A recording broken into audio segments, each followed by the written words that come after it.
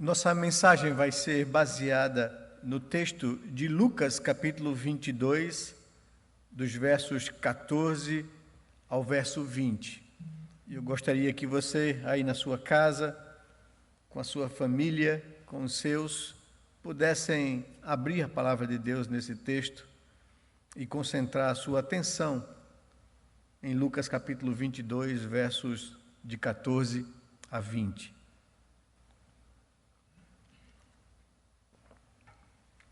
Nós vamos falar sobre o título, o tema da mensagem, da Páscoa à ceia do Senhor, da morte à ressurreição. Diz assim o verso 14 do Evangelho de Lucas, no capítulo 22. Chegada a hora, pôs-se Jesus à mesa e com ele os apóstolos, e disse-lhes: Tenho desejado ansiosamente comer convosco esta Páscoa antes do meu sofrimento. Pois vos digo que nunca mais a comerei até que ela se cumpra no reino de Deus. E tomando um cálice, havendo dado graças, disse: Recebei e reparti entre vós, pois vos digo que de agora em diante não mais beberei do fruto da videira, até que venha o reino de Deus. E tomando um pão, tendo dado graças, o partiu e lhes deu, dizendo: Isto é o meu corpo, oferecido por vós. Fazei isto em memória de mim. Semelhantemente, depois de cear, tomou o cálice, dizendo: Este é o cálice da nova aliança no meu sangue derramado em favor de vós. Que Deus nos abençoe e que possamos ter nesse texto da palavra de Deus a inspiração para adorar ao Senhor nesse dia de hoje. Vamos orar mais uma vez, pedir a orientação de Deus, do seu Espírito Santo. Pai, nós nos colocamos diante do Senhor nesta manhã de domingo, primeiro dia da semana, dia do Senhor, dia que o Senhor venceu a morte, para celebrar a nossa salvação, para te agradecer de todo o nosso coração, por tua misericórdia e graça que nos foi revelada em Cristo Jesus. Nós louvamos o teu nome e pedimos que nos dê o auxílio do teu Espírito Santo para compreendermos a tua palavra, Senhor, e que ela surta em nossa vida efeitos para a vida eterna. É o que nós te pedimos em oração, confiados em Jesus, o autor da vida, o nosso Redentor amado, a quem nós rendemos nossa honra, glória e louvor. É em nome dele, Pai, e por sua obra que nós rogamos a ti. Amém, Pai querido.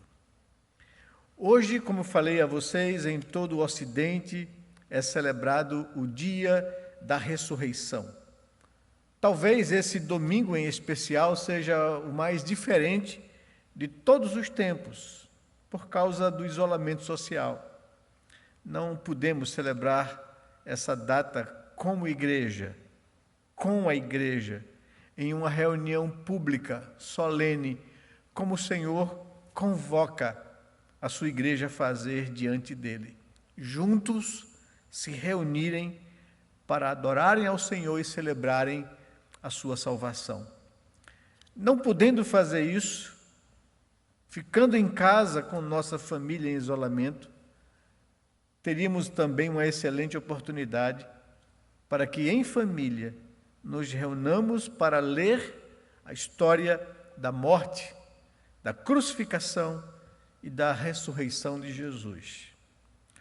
Todos os 4 evangelhos nos contam e nos trazem detalhes da última semana da vida de Jesus sobre a terra.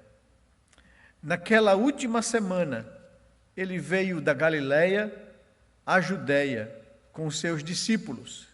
Veio para Jerusalém, veio para a cruz, veio para a morte.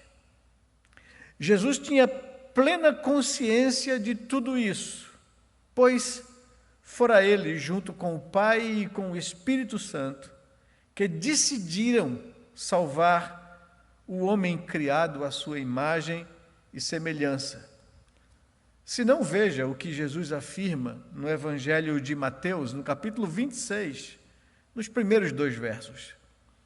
Diz o texto que, tendo Jesus acabado todos esses ensinamentos, disse a seus discípulos: sabeis que daqui a 2 dias celebrar-se-á a Páscoa, e o Filho do Homem será entregue para ser crucificado.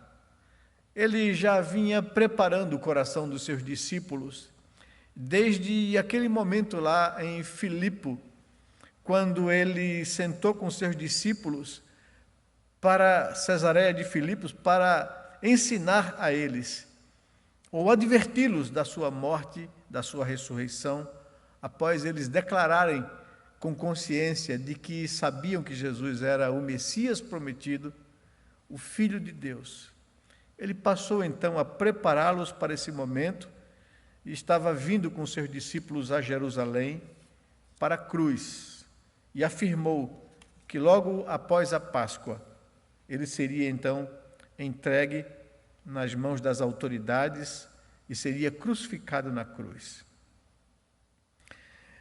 Eu gostaria de pegar esse texto de Lucas capítulo 22 e chamar a sua atenção, porque esse texto fala da Páscoa, fala da ceia do Senhor, que foi colocado por Jesus em substituição à Páscoa, ou que a Páscoa cumpria esse propósito, apontava para esse momento, e a ceia do Senhor traria agora uma plenitude sobre isso, e também apontava, como Páscoa, para a morte do Cordeiro Pascal, e não somente isso, para a sua ressurreição e vitória sobre a morte. Então, gostaria, juntamente com vocês, de destacar algumas coisas nesse texto de Lucas capítulo 22, versos 14 a 20.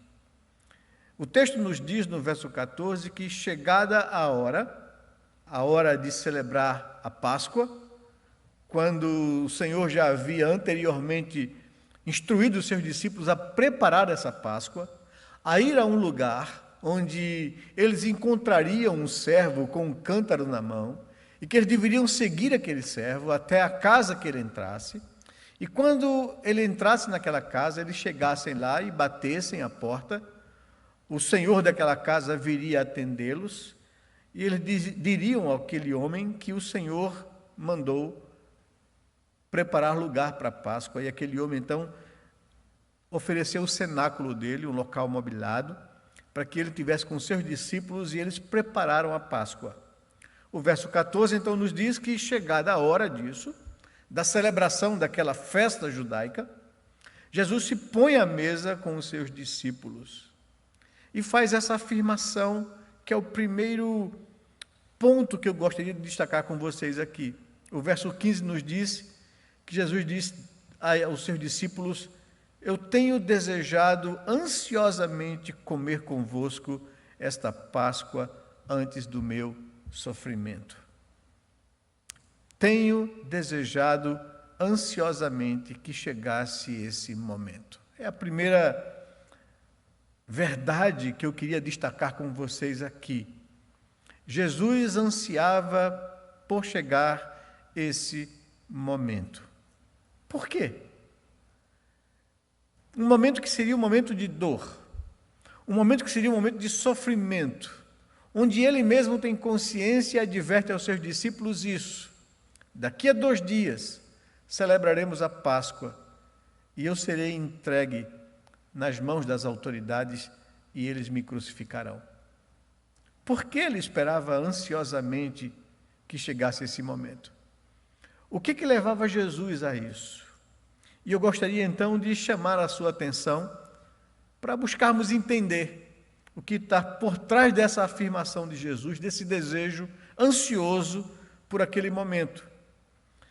Jesus tinha aproximadamente 30 e poucos anos, 33 anos, afirma a tradição.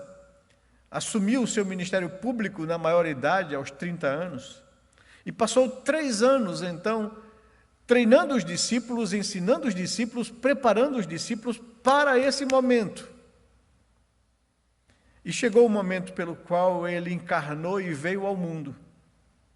Mas deixe-me chamar a atenção para essa festa judaica, uma das 3 grandes celebrações anuais dos judeus, do povo de Israel, que era a Páscoa, o que ela significava, para que a gente possa entender todo o processo de revelação progressiva que Deus foi dando ao povo que ele separou para si e que agora estava se cumprindo aquilo que havia sido predito pelos profetas de Deus. A Páscoa era uma celebração do povo de Israel, onde eles comemoravam a libertação que Deus deu à nação, ao povo de Israel, quando eles estavam no Egito, como escravos. E Deus mandara a Moisés, enviar a Moisés, o servo do Senhor, para tirar o povo da escravidão, para libertar o povo e trazer o povo a uma terra que Deus lhes mostraria como prometera aos seus pais. Faraó resistiu à libertação do povo de Israel, era a mão de obra que ele tinha para o seu império, e Deus foi mandando pragas para quebrar o coração de Faraó e o coração do povo do Egito. Até chegar à última praga, que seria a morte dos primogênitos do Egito, o juízo de Deus sobre aqueles ímpios que maltrataram e subjugaram como escravidão o povo de Deus. E a Páscoa representava o juízo de Deus sobre a humanidade, apontava para isso. Passaria o anjo da morte, o anjo do juízo do Senhor sobre o Egito naquela noite. E Deus ordenou ao seu povo que eles se isolassem nas suas casas, que eles não saíssem à rua, que eles ficassem juntos com a família e que eles sacrificassem um novilho, um cordeiro pascal, e que eles preparassem uma ceia, seria a sua última ceia no Egito, que eles ajuntassem as suas coisas, os seus pertences, que eles se preparassem, porque naquele dia Deus daria libertação ao povo, após a passagem do anjo da morte sobre o Egito. E a palavra Páscoa, trazida da língua hebraica, significa exatamente isso, a passagem do anjo da morte sobre o Egito. E o povo, as famílias de Israel, deveriam obedecer ao mandamento de Deus, não sair de suas casas, ficarem ali e pegarem o cordeiro, sacrificarem o animal, preparando a ceia, pegar o seu sangue, colocar numa bacia, passar o sangue nos umbrais das portas, e quando o anjo da morte passasse sobre o Egito e visse o sangue sobre uma casa, sobre os umbrais da casa, da porta da casa, ele não tocaria em ninguém naquela casa. As pessoas estariam protegidas por causa do sangue do cordeiro pascal que foi sacrificado ali. E eles estariam então protegidos. Mas a casa que não tivesse debaixo da proteção do sangue do cordeiro pascal, todo o primogênito seria morto. E de fato foi um dia muito triste, uma noite de pranto, de choro no Egito, porque o anjo da morte passou ali e aqueles que não estavam debaixo da proteção do sangue do cordeiro foram mortos, acompanhados com morte em sua casa, havendo muito lamento, muito choro. E então Deus quebrantou de fato o coração de Faraó e o povo de Israel saiu livre do Egito. Desde então, a nação de Israel, todos os anos, naquele mesmo período, celebravam essa festa da libertação de Deus, da vitória que Deus deu ao seu povo, ao maior império do mundo, o Egito. A cristandade no Ocidente geralmente celebram duas grandes datas cristãs. A primeira é o Natal, que celebra o cumprimento da promessa de Deus em enviar o Messias, Jesus de Nazaré. E a Páscoa, a morte do Messias, o seu sacrifício na cruz, a razão pela qual ele veio ao mundo, o Cordeiro de Deus, onde a Páscoa apontava para tudo isso. Então, é isso que significava a Páscoa, a vinda de Jesus, do Cordeiro de Deus, que substituiria aquele Cordeiro Pascal. O que o Cordeiro Pascal apontava para esse grande evento histórico, onde Deus cumpriria a sua promessa, entregando o seu Filho para morrer na cruz em nosso lugar. A Páscoa não era um fim em si mesmo, ela apontava para algo bem maior. Por isso Jesus está dizendo aqui que aquela seria a última Páscoa, porque ela se cumpriu ali.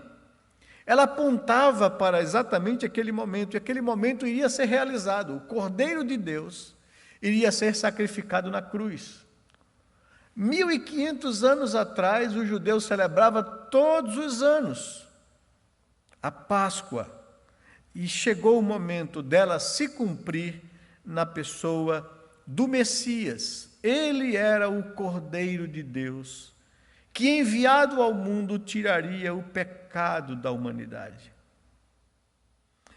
Por isso Jesus está aqui, por isso eu escolhi esse texto para falar com vocês nessa manhã. Lucas capítulo 22 revela esse sentimento de desejo de Jesus. Eu tenho desejado ansiosamente comer convosco esta Páscoa antes do meu sofrimento. Tenho desejado ansiosamente que esse momento chegasse. Mas era um momento de dor, era um momento de sofrimento, onde Jesus, o Filho de Deus, entregaria a sua vida na cruz. Ele experimentaria sobre ele algo completamente estranho à sua natureza, a morte. Esse era o primeiro grande evento da história da humanidade. Deus entregaria o seu próprio Filho para receber a condenação que salvaria o homem criado à sua imagem e semelhança.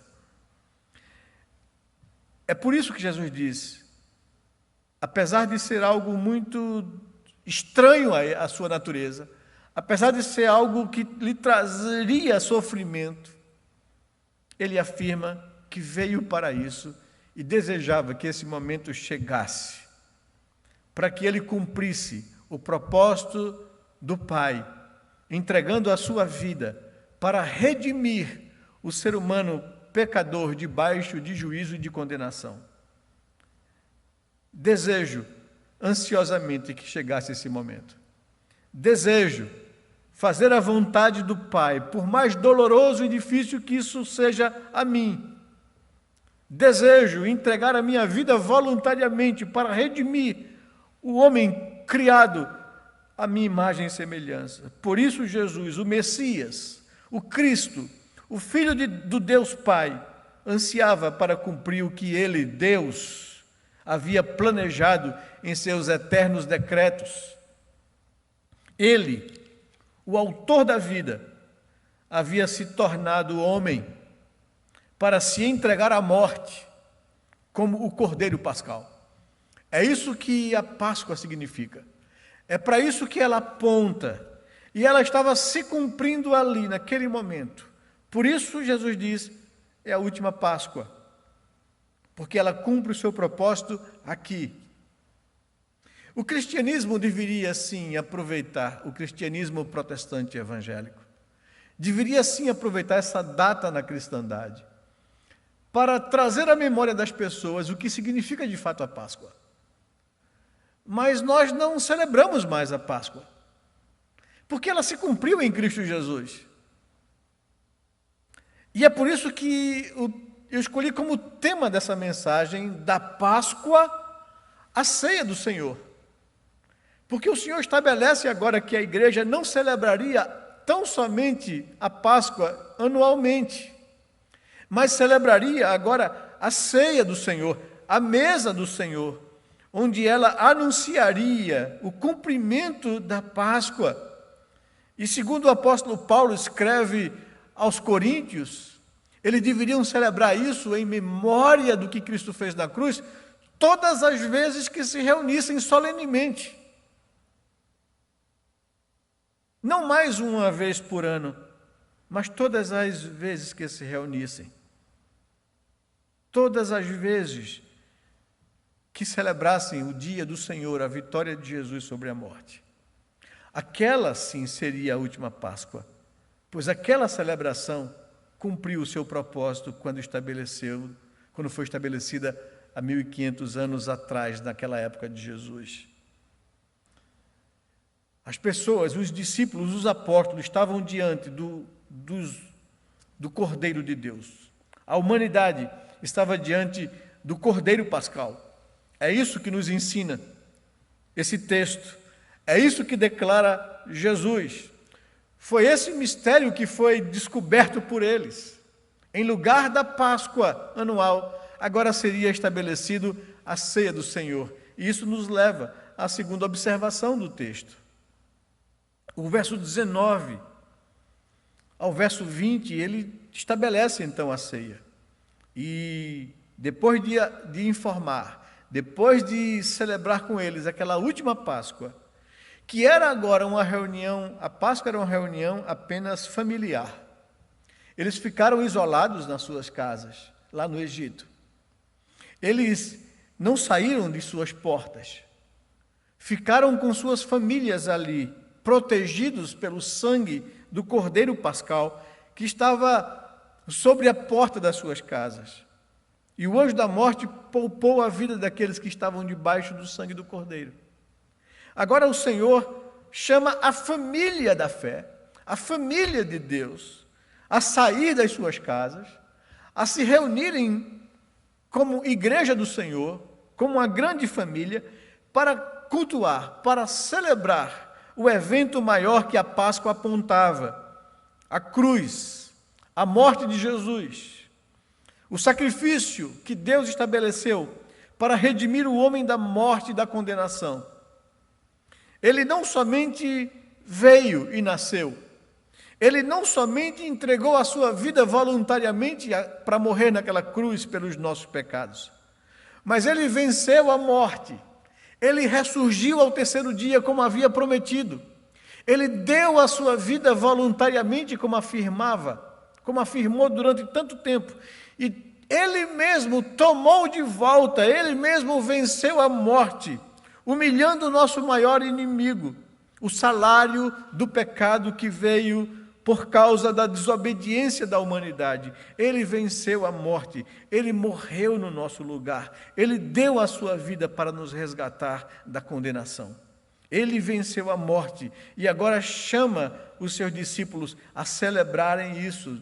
A primeira ceia feita aqui, naquele dia da Páscoa, numa quinta-feira, agora é estendida para ser celebrado por toda a cristandade, no dia que o Senhor separou para dar à igreja a vitória sobre a morte. Jesus ressurge da morte. Enquanto a Páscoa só destacava a morte para a libertação, a ceia aponta para a razão do nascimento do Messias, para a sua morte, para a vitória sobre a morte, para a sua ressurreição. É isso que diz o verso 19, quando ele estabelece esse momento. E tomando um pão, tendo dado graças, o partiu e lhes deu, dizendo: isto é o meu corpo oferecido por vós, fazei isto em memória de mim. E semelhantemente, depois de haver ceado, tomou o cálice, dizendo: este é o cálice da nova aliança no meu sangue, derramado em favor de vós. E Mateus capítulo 26, verso 28, que é texto semelhante, que narra a mesma verdade, diz o verso 28 do capítulo 26 de Mateus, complementando isso. Ele diz assim: enquanto comiam, tomou Jesus um pão e, abençoando, partiu e deu aos discípulos, verso 26, dizendo: tomai e comei, isto é o meu corpo. A seguir tomou um cálice, e tendo dado graças, o deu aos discípulos, dizendo: bebei dele todos, porque isto é o meu sangue, o sangue da nova aliança, derramado em favor de muitos para a remissão de pecados. E é isso que significa o pão e o cálice na ceia do Senhor, que deveria ser agora celebrado por toda a cristandade, numa grande reunião e ajuntamento solene como família de Deus. Revelava também a natureza do Messias, quem ele era. Ele era o Deus Filho encarnado, o mistério que estava oculto e que agora estava sendo revelado.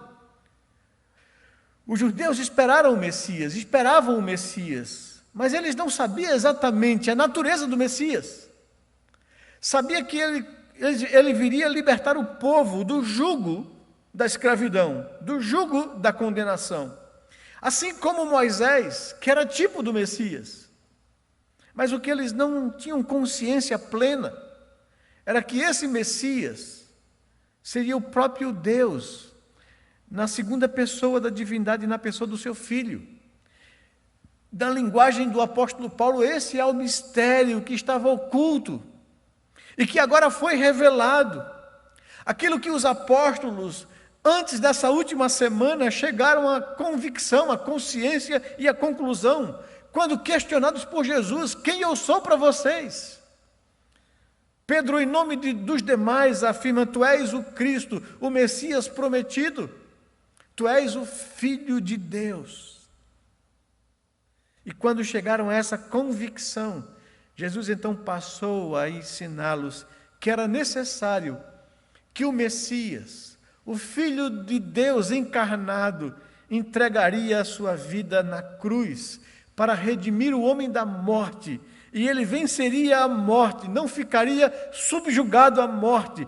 Ao terceiro dia, ele ressuscitaria, vencendo a morte e dando a esperança dos seus discípulos da ressurreição e da vida eterna.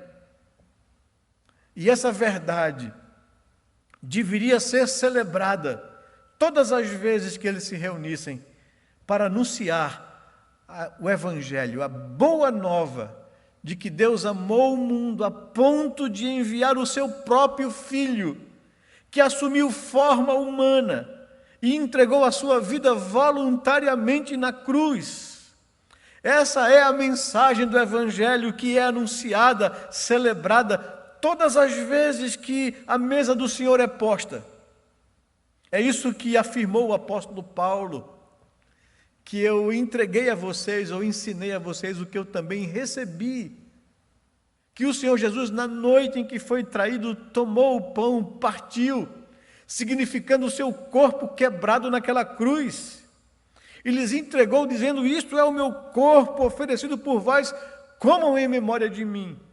E da mesma forma, após haver ceado, tomou também o cálice, dizendo: este é o cálice da nova aliança no meu sangue, derramado em favor de vós, bebam em memória de mim. Porque todas as vezes que comerdes este pão e beberdes o cálice, anunciais a morte do Senhor, até que ele venha. É para isso que se celebra a mesa do Senhor, a ceia do Senhor, para anunciar o Evangelho da graça de Deus. Da Páscoa, que cumpre o seu papel na cruz, apontando para o Cordeiro de Deus, que tiraria o pecado do mundo, a ceia do Senhor, que anuncia ao mundo o Evangelho da graça de Deus. Mas a ceia do Senhor também tem um propósito. Deve ser anunciada ou celebrada como anúncio até que ele venha. E aí onde a ceia representa a morte de Cristo e a sua ressurreição. E aí passamos da Páscoa para a ceia, da morte para a ressurreição. A morte não teria domínio sobre o autor da vida. Ele venceria a morte ao terceiro dia. Essa era a promessa. Essa era a palavra de Jesus. Ele foi entregue na mão das autoridades naquela mesma noite da quinta-feira, quando estava com seus discípulos para descansar no jardim do Getsêmani. Ele foi traído, ele foi preso, ele foi torturado, ele foi açoitado. E no outro dia, depois da condenação, dos julgamentos, ele é levado à cruz. Mas ele afirma, quando aquelas mulheres que o acompanhavam choravam por ver o seu sofrimento, eles se dirigem para elas, num momento de muita dor, passou a noite toda sofrendo essas agruras. E ele afirma para elas: não chorem por mim, chorem por vocês e pelos seus filhos. A Páscoa não é para que a gente tenha pena de Jesus. Ele não foi vítima da injustiça dos homens. Ele se deu naquela cruz. Quando Pilatos o questiona para que ele lhe responda às perguntas que ele fazia, e Jesus se mantinha em silêncio, Pilatos, na sua arrogância, o adverte dizendo: você não sabe que eu tenho poder sobre sua vida, poder de vida e de morte? E Jesus olha para Pilatos e ele diz: nenhum poder tu terias, se de cima, do alto, não te fosse concedido. Eu é quem entrego a minha vida, eu é quem tenho poder para retomá-la. A morte não teria domínio sobre o autor da vida. E de fato, foi morto naquela sexta-feira. Entregou o seu espírito aproximadamente às 3 horas. Agonizou naquela cruz. Entregou o seu espírito. Foi sepultado depois. Passou a sexta na morte, o sábado na morte, e no terceiro dia, como havia prometido, ele ressuscitou, venceu a morte.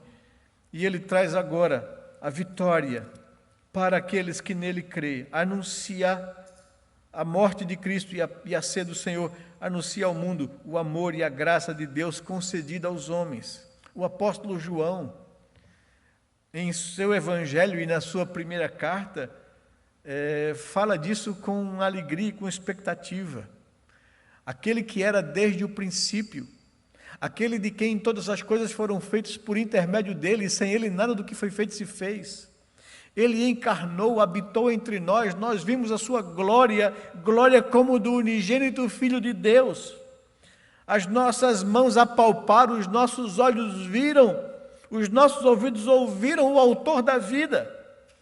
E ele encarnou, assumiu um corpo humano, viveu entre nós e deu a sua vida por nós naquela cruz.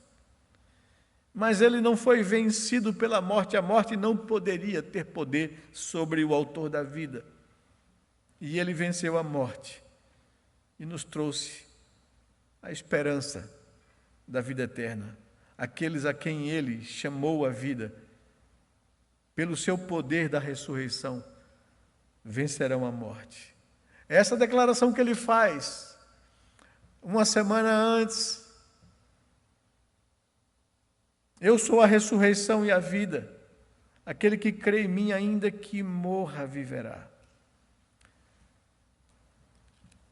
E essa é a ordem na ceia: celebrem todas as vezes que vos reunirdes. Proclamem essa verdade do Evangelho ao mundo.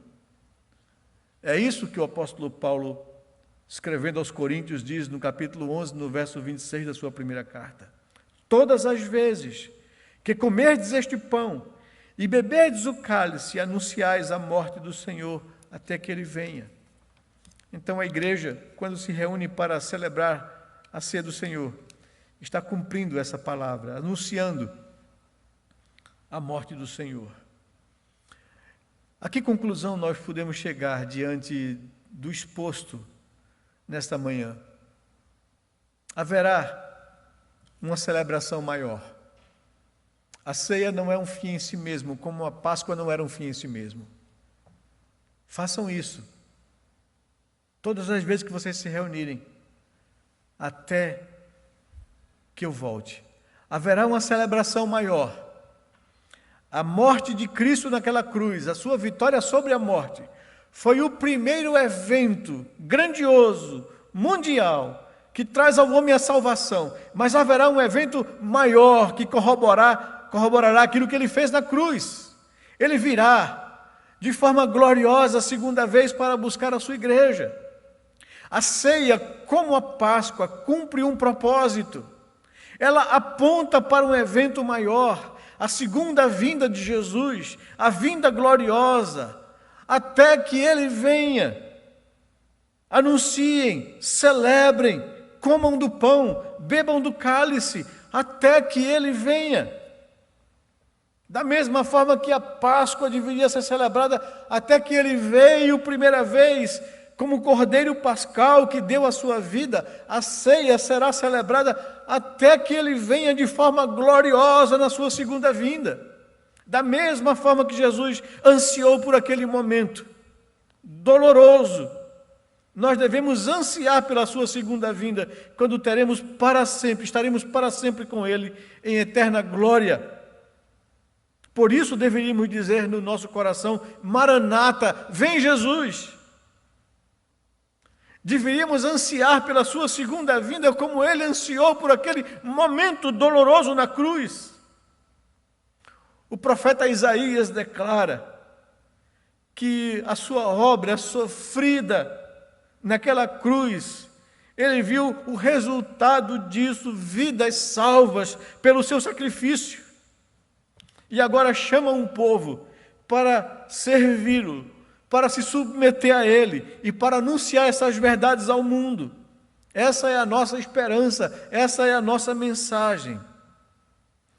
E momentos como esse que nós vivemos, de pandemia, de isolamento social, de restrições a ir e vir, de restrições a se juntar para cultuar ao nosso Deus, nos servem, ou deveria nos servir, para nos lembrar que a vida aqui é passageira, que a nossa esperança não pode residir apenas nesse mundo, que as riquezas, que os projetos, eles são vulneráveis, pueris, eles passam. E deveríamos colocar toda a nossa esperança na vida futura, na vida gloriosa com Cristo Jesus. A nossa vida ou a nossa esperança não deve estar aqui nesse mundo, mas no mundo por vir, onde habita a justiça, onde habitaremos para sempre com nosso Deus. E eu gostaria de chamar a sua atenção, meu querido, minha querida, a que esses momentos sirvam não para que a gente simplesmente fique em casa esperando nas decisões das autoridades ou dos governantes solução para a nossa vida. Esse momento vai passar, mas o que Deus quer nos ensinar é que nós não podemos colocar aqui a nossa esperança. A nossa esperança está no Senhor. E o nosso coração deveria clamar: Maranata, vem Jesus.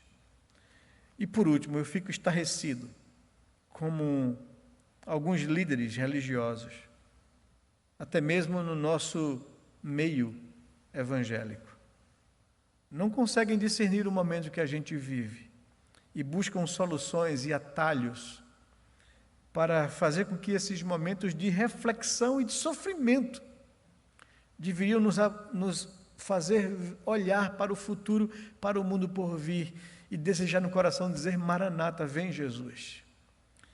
E pessoas ficam entretendo o povo, tentando fazer as coisas online. Que a igreja não se acostume com isso, que a igreja almeje esses momentos passar, para que possam se reunir e juntos celebrarem a Deus, juntos estarem na mesa do Senhor. Não tem como você substituir esse ajuntamento solene, essa participação com Cristo, por uma coisa online.